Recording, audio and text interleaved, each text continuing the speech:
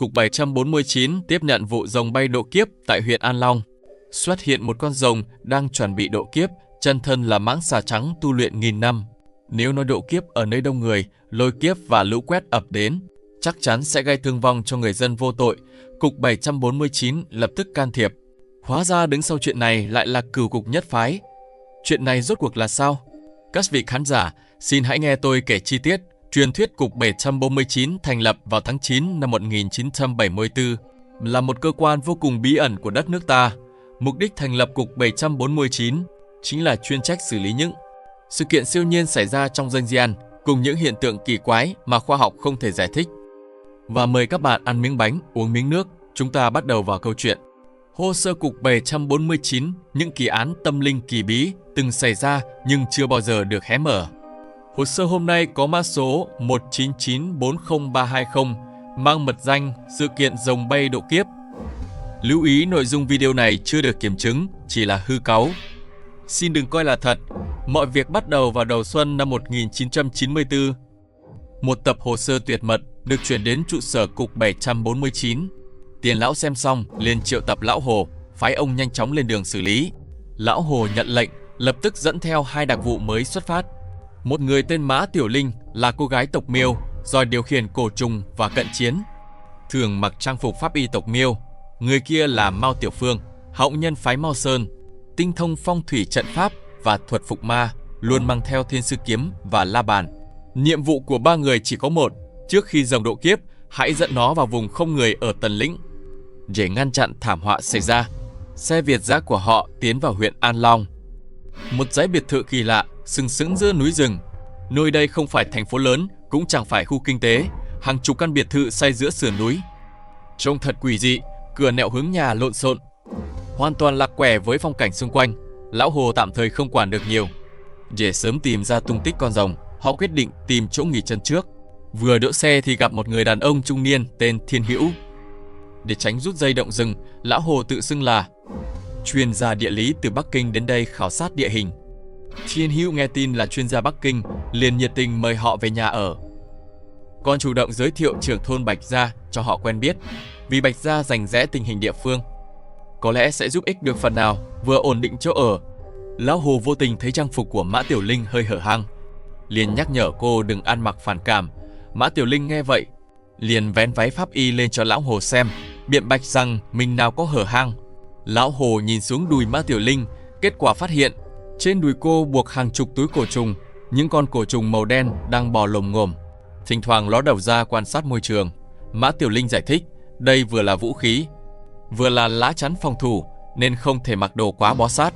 Cổ trùng bắt buộc phải mang theo người, chỉ khi nào thật sự an toàn mới cất vào giỏ tre đặc chế. Lúc này lão Hồ mới nhận ra, tần binh của Cục 749, ai nấy đều là những kẻ thâm tàng bất lộ. Khoảng 5 giờ chiều, Thiên Hữu hớt hải chạy đến báo, trưởng thôn Bạch Gia muốn mở tiệc chiêu đãi họ. Lúc này Mao Tiểu Phương vừa từ ngoài về, sắc mặt hơi nghiêm trọng, vì khi đi khảo sát địa hình, anh phát hiện vị trí xây dựng các biệt thự này vô cùng quỷ dị, dường như là bố cục của một loại trận pháp. Hơn nữa còn là trận trong trận, có vẻ giống thủ đoạn của Cửu Cục Nhất Phái. Cửu Cục Nhất Phái luôn là kẻ thù không đội trời chung của Cục 749, chuyên dùng tà thuật điều khiển tinh quái. Chúng xuất hiện ở đây tuyệt đối không phải là sự trùng hợp. Cả ba cảnh giác đi đến nhà Bạch Gia. Vừa vào cửa đã bị nội thất xa hoa làm cho choáng ngợp. Nổi bật nhất là bức tranh treo chính giữa, tranh vẽ cừ từ dị thú, hình thái khác nhau. Mã Tiểu Linh lầm tưởng đó là thú hoang bình thường, nhưng Mao Tiểu Phương liền nhận ra đây là cửu long truyền thuyết. Dị thú trong tranh chính là 9 đứa con của rồng. Câu rồng sinh 9 con, mỗi con một vẻ, chính là nói về những dị thú này. Trong tranh lần lượt là con cả Tù Ngưu, con thứ hai Nhai Tý, con thứ ba Triều Phong, con thứ tư Bồ Lao, con thứ năm Toan Nghê, con thứ sáu Bệ Ngạn, con thứ bảy Thao Thiết, con thứ 8 Phụ Hí, con thứ 9 Si Vẫn. Bạch Gia thấy Mao Tiểu Phương lại biết rõ, ánh mắt thoáng lộ vẻ kinh ngạc, nhưng vẫn nhiệt tình mời mọi người nhập tiệc, còn đặc biệt sai người rót rượu gạo tự nấu. Trên bàn ăn, lão Hồ phát hiện một vấn đề: 12 món ăn trên bàn, có gà, lợn, bò, dê, duy chỉ không có cá. Nhưng xung quanh sông ngòi dày đặc, cá tươi đáng lẽ phải là nguyên liệu phổ biến nhất. Ông vừa định nhắc Mao Tiểu Phương thì một gã đàn ông thấp bé bước vào. Gã ngồi xuống uống rượu mà không nói một lời. Bạch Gia giới thiệu đây là Văn Gia, họ lịch sự bắt tay nhau. Trong lúc bắt tay, Lão Hồ nhận thấy bàn tay Văn Gia to bất thường. Giữa các kẽ ngón tay thấp thoáng vảy đen phản quang. Mao Tiểu Phương khẽ kéo vạt áo Lão Hồ, ra hiệu cho ông nhìn lại bức Cửu Long Đồ. Chuyện quỷ dị đã xảy ra. 9 con dị thú trong tranh giờ chỉ còn lại 8. Mao Tiểu Phương thì thầm với Lão Hồ. Lý do trên bàn không có cá, vì đứa con thứ 9 là Si Vẫn, chính là con của rồng và cá, nên Si Vẫn chính là dị thú đã biến mất trong tranh. Chúng không thể ăn thịt đồng loại. Bạch Gia chính là con rồng kia đã hóa thành hình người. Lão Hồ hiểu ra, liền ám hiệu cho Mã Tiểu Linh tiếp cận rượu. Thử thách Bạch Gia và Văn Gia, Mã Tiểu Linh lấy trà thay rượu, cố tình làm rơi chén trà. Bạch Gia và Văn Gia lại nhanh như chớp đỡ lấy chén trà ngay giữa không trung. Tốc độ này tuyệt đối không phải của một người đàn ông bình thường. Mã Tiểu Linh giả vờ nắm tay Bạch Gia bày tỏ sự ngưỡng mộ, nhưng cảm giác như chạm vào vật cứng. Văn Gia dường như phát hiện ra sự thử thách, liền phản đòn siết chặt cổ tay cô. Một luồng đau đớn dữ dội ùa vào cơ thể Mã Tiểu Linh, khiến cô rùng mình. Nhìn xuống thấy cổ tay để lại dấu ấn đen ngóm, cô vội trở về chỗ ngồi. Lão Hồ thầm nghĩ, kiến trúc biệt thự bên ngoài rõ ràng là trận pháp của Cửu Cục Nhất Phái. Họ có quan hệ gì với nhau? Chẳng lẽ muốn mượn việc rồng độ kiếp để phá hủy long mạch quốc gia? Cả ba thần kinh căng thẳng. Nếu trước mắt chỉ là một con rồng, ba người họ có lẽ còn chống đỡ được, nhưng thêm cả Si Vẫn thì dù có thêm 2 đội cục 749 nữa cũng không thắng nổi. Sự thật là Cửu Cục Nhất Phái âm thầm lừa gạt Si Vẫn, hỗ trợ rồng độ kiếp. Chúng tìm thấy Si Vẫn bị phong ấn 1000 năm dưới vực sâu Nam Hải, đã bịa đặt rằng thế gian đã quên công lao của rồng, chỉ khi giúp rồng độ kiếp thành công mới khôi phục được uy nghiêm của rồng, còn lừa rằng nếu rồng hóa thân thành công sẽ giúp nó giải trừ phong ấn thượng cổ để nó thống trị vùng nước phương Nam. Đồng thời chúng âm thầm sửa đổi công pháp độ kiếp của rồng, bắt nó phải mượn Thanh Long Xích huyết trận, hấp thụ khí long mạch tần lĩnh mới thành công. Một khi trận pháp khởi động, không những khiến rồng bị chúng thao túng mà còn khiến long mạch phương Nam đảo lộn, gây ra động đất, lũ lụt và những thảm họa khác. Mục đích thực sự của Cửu Cục Nhất Phái là mượn thảm họa để làm suy yếu uy tín của Cục 749, nhân cơ hội mở rộng thế lực tại quốc gia. Sau bữa ăn, ba người vội vã quay lại nhà Thiên Hữu, khai thác thông tin quan trọng từ anh ta. Vài năm trước, Bạch Gia dẫn dân làng chuyển đến đây, còn nói trên núi có linh chi tiên tử, chỉ cần dân làng cung phụng, mỗi ngày 10 lâm sẽ thu hoạch được lượng lớn linh chi, dân làng nhờ đó mà phát tài. Nhưng trước đây ở ngôi làng cũ, phụ nữ và trẻ em từng liên tiếp mắc bệnh. Chuyển đến khu biệt thự mới tốt lên, Thiên Hữu còn nhắc, nơi cung phụng linh chi tiên tử này đã bị Bạch Gia rời đến căn nhà đất nằm ở hướng đông bắc, do đích thân lão ta trông coi. Ba người lập tức chạy đến nhà đất.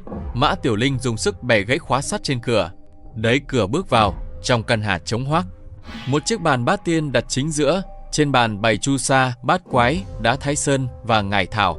Dưới bàn có vật hình trụ bọc vải đỏ. Mao Tiểu Phương nhận ra ngay, đây là thuật lợi dụng vật thuần dương ở hướng đông bắc để hấp thụ âm khí, vừa rút bớt tào ế của bản thân, vừa tăng tốc độ tu luyện cho tinh quái thuộc âm. Rõ ràng là sự chuẩn bị cho việc rồng độ kiếp. Anh cúi xuống kiểm tra kỹ, phát hiện chân bàn bát tiên khắc những phù chú nhỏ, dưới bàn còn có một cái giếng. Mọi bố trí ở đây đều tương ứng với phương vị của khu biệt thự. Mao Tiểu Phương chợt sáng tỏ, khu biệt thự là ngoại trận, phụ trách tụ tập âm khí trăm dặm xung quanh. Căn nhà đất là nội trận, phụ trách tinh lọc âm khí rồi đổ vào giếng. Đây chính là thủ pháp lồng trận thường thấy của Cửu Cục Nhất Phái. Mục đích là tích tụ năng lượng cần thiết cho rồng độ kiếp. Lão Hồ vừa định phá hủy sự sắp đặt ở đây thì thấy Mã Tiểu Linh đã giơ tay định lật bàn, nhưng cái bàn lại không hề nhúc nhích. Đồng thời dưới đất vọng lên tiếng gầm gừ như bò giống. Mao Tiểu Phương vội kéo Mã Tiểu Linh, giải thích trận này đã bị yểm địa phúc chú, phá thô bạo sẽ gây phản phệ, phải đặt lại vật thuần dương theo phương vị phong thủy để phá vỡ thế trận mới được. Anh điều chỉnh chu sa ở đông bắc, bát quái ở tây nam, đá thái sơn ở đông nam, ngải thảo ở hướng tây bắc. Vừa đặt xong, mặt bàn đột nhiên sụp xuống để lộ cái giếng đen ngòm. Vách giếng khắc hình thanh long, dưới đáy giếng thấp thoáng một chiếc gương đồng. Đó là cốt lõi của Thanh Long Xích huyết trận. Con rồng đang ẩn nấp dưới giếng. Gương đồng dùng để phản xạ khí long mạch. Đột nhiên có tiếng nói từ cửa vọng vào, đã vào đây rồi thì đừng hòng thoát. Là Văn Gia đứng ở cửa, ánh mắt lạnh lẽo. Gã thừa nhận Bạch Gia đang tu luyện dưới giếng. Tối nay chính là thời khắc độ kiếp, ai dám cản, giết không tha. Mao Tiểu Phương cố gắng thuyết phục. Cú cục nhất phái đang lợi dụng các ngươi thôi. Nếu trận pháp thành, con rồng kia sẽ bị chúng điều khiển. Kẻ đầu tiên bị thôn tính chính là nguyên khí của ngươi. Ngươi bị phong ấn nghìn năm, chẳng lẽ còn muốn làm quân cờ cho chúng? Nhưng Văn Gia không hề nghe lọt, liền lao tới như một cái bóng. Má Tiểu Linh lập tức tung cổ trùng, những con sâu đen kịt bay tới tấp vào Văn Gia, nhưng bị luồng khí lạnh lẽo từ miệng gã phun ra đóng băng tức thì. Văn Gia tung một cú đấm vào má Tiểu Linh, cô lách người tránh né. Đồng thời từ ống tay áo tung ra tầm cổ, loại cổ trùng độc nhất của tộc Miêu, có thể chui vào cơ thể gặm nhấm trái tim. Không ngờ thân rồng của Văn Gia quá cứng, cổ trùng vừa chạm vào da đã bị chấn nát. Văn Gia phản đòn túm lấy vai má Tiểu Linh, quăng cô về phía giếng đá. Lão Hồ thấy vậy, lập tức rút bình xịt đặc chế của cục 749, bên trong pha máu chó đen và chu sa xịt vào người Văn Gia, khiến làn khói trắng bốc lên. Gã tức thì buông tay. Má Tiểu Linh tranh thủ lùi lại. Lão Hồ hét lên, phải triệu hồi hộ thần. Mao Tiểu Phương lấy phù chú, đặt ngón cái và ngón út lên trán Lão Hồ, niệm chú thượng đàn binh mã. Đây là bí thuật phái Mao Sơn, có thể đánh thức hộ thần tiềm ẩn trong cơ thể người. Nhưng nếu không triệu hồi thành, công pháp sẽ gây tổn hại thọ nguyên người triệu hồi. Khi chú ngữ vang lên, trong đầu Lão Hồ hiện ra những hoa văn và chữ viết phức tạp. Mao Tiểu Phương yếu ớt nhắc, mau dùng ngón trỏ vẽ hoa văn đó xuống đất và niệm chú. Ngay khi Lão Hồ vẽ xong hoa văn, Văn Gia lại lao vào tấn công. Da gã dần bao phủ vảy đen, sừng rồng mọc ra từ trán, đuôi rồng quẫy phía sau lưng. Văn Gia đã hiện nguyên hình Si Vẫn, mang dáng vẻ hỏa long đầu rồng thân cá, rồi phun một quả câu lửa vào Lão Hồ. Mao Tiểu Phương lập tức cầm Thiên Sư Kiếm chắn trước mặt, kiếm dán đầy bùa lôi hỏa đặc chế của cục 749, kiếm khí vàng kim phá tan ngọn lửa. Nhưng cánh tay anh cũng bị bỏng nặng, máu chảy đầm đìa. Mao Tiểu Phương ho ra máu, dùng Khốn Long Phù tạm thời trói đuôi Si Vẫn. Làn khói xanh thiêu đốt khiến Si Vẫn gào thét đau đớn. Lúc này Lão Hồ đã vẽ xong. Hai mắt chợt phát ra kim quang, một bóng hư ảnh hiện lên phía sau lưng ông. Quả cầu lửa của Si Vẫn tan biến giữa không trung trước hư ảnh đó. Hư ảnh dần hiện rõ, hóa ra là một kim giáp thần mặc giáp vàng, tay cầm trường kiếm oai phong lẫm liệt. Kim giáp thần cưỡi ngựa xanh, khoác giáp vàng, đầu đội mũ tử kim, tay cầm thanh long nhạc kim luân. Đây chính là hộ thần trong cơ thể Lão Hồ. Kim giáp thần cầm thanh long nhạc kim luân, tấn công Si Vẫn, kiếm khí vàng rực, tức thì ép Si Vẫn hiện lại hình người, còn để lại trên ngực gã một vết thương sâu thấu xương. Si Vẫn không chịu thua, phun độc long phản kích, nhưng bị kim giáp thần đâm thủng vai, ngã nhào xuống đất.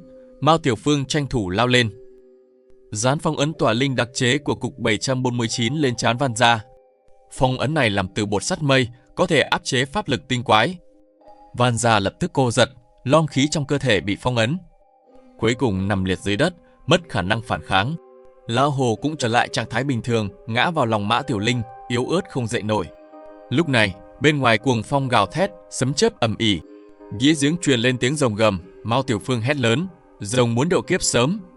Gương đồng dưới đáy giếng phản chiếu tia sáng đỏ chói mắt, khu biệt thự xa xa bắt đầu rung chuyển. Rõ ràng ngoại trận đang vận chuyển âm khí. Mao Tiểu Phương cắn răng đứng dậy, dùng la bàn định vị hơi thở của rồng, phát hiện nó đang chạy trốn về hướng Tần Lĩnh. Chắc chắn thuật sĩ của Cửu Cục Nhất Phái đang tiếp ứng ở bên đó. Lão Hồ lập tức liên lạc trụ sở cục 749, yêu cầu chi viện phong tỏa Tần Lĩnh. Đồng thời, Mã Tiểu Linh bày ra diệt âm cổ trận quanh nhà đất. Những con cổ trùng đen chui vào lòng đất, phá hủy đường dẫn âm khí của nội trận. Mao Tiểu Phương dùng Thiên Sư Kiếm chém vỡ gương đồng trong giếng đá, phá hủy hoàn toàn cốt lõi của Thanh Long Xích Huyết trận, không còn gương đồng phản xạ khí long mạch. Việc độ kiếp của rồng bị buộc phải ngắt quãng, hơi thở cũng dần yếu đi, không thể chịu nổi đòn lôi kiếp. Cuối cùng trên đường bay đến Tần Lĩnh, con rồng đã ngã xuống, bị Lão Hồ và đồng đội dùng Tòa Long Bát Quái Kính thu phục. Phía Tần Lĩnh, khi đồng đội cục 749 đến nơi thì thuật sĩ Cửu Cục Nhất Phái đã sớm chạy thoát. Sau đó cục 749 phong tỏa toàn bộ khu biệt thự, dỡ bỏ những công trình cốt lõi của ngoại trận, còn bố trí kết giới trấn âm quanh đó, ngăn không cho âm khí tụ tập lần nữa. Con rồng bị phong ấn được đưa về trụ sở cục 749, nhốt trong ngục Tỏa Long đặc chế. Xung quanh phủ đầy chu sa và nước nếp, có thể liên tục trấn áp long khí của nó. Sau vài tháng thuyết phục, con rồng cuối cùng cũng hiểu ra âm mưu của Cửu Cục Nhất Phái. cuối cùng bị phong ấn trong lồng sắt mây, cần hàng trăm năm mới hóa giải được âm khí rối loạn trong cơ thể, mất hoàn toàn khả năng tác oai tác quái. Còn về Si Vẫn, các vị đoán xem cuối cùng chúng được xử lý thế nào? Nếu muốn biết hậu sự, hãy nghe phân giải trong hồi sau. Vâng, tới đây thì bánh đã hết, nước đã cạn, video đến đây cũng dừng lại. Nếu mọi người muốn xem nhiều video có nội dung tương tự, hãy nhấn thích và đăng ký kênh nhé. Xin cảm ơn và hẹn gặp lại các bạn ở những video tiếp theo.